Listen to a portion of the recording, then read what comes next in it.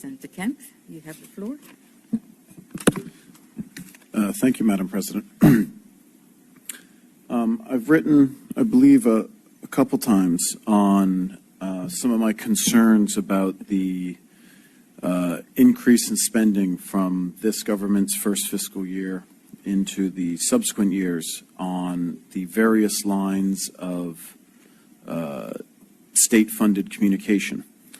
And I think if people check their mailboxes, they'll notice what seems to be a thinly veiled political communication that's been funded by the taxpayer sent out to everyone. It's called 2 Years Working for the People. The timing is curious, seeing as 2 years of the election was back in July. This has conveniently arrived in everyone's mailboxes in the time of a by-election. And I just think that this is the type of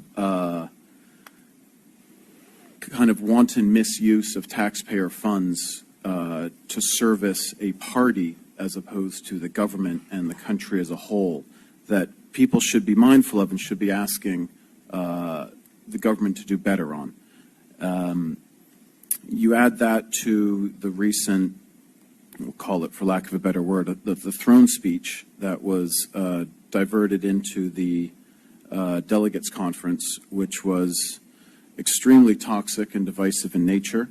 It seemed to walk entirely away from any sort of a record. FinTech was barely a mention, and it felt like we were in the lack of results.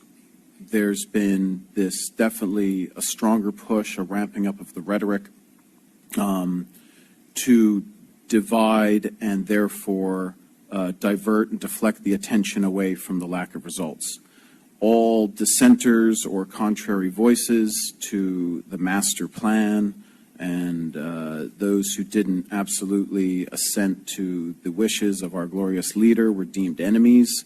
And this is certainly a turn for the worse that concerns me, and I'm hoping we can see a shift towards a more accountable use of political capital and taxpayer funds.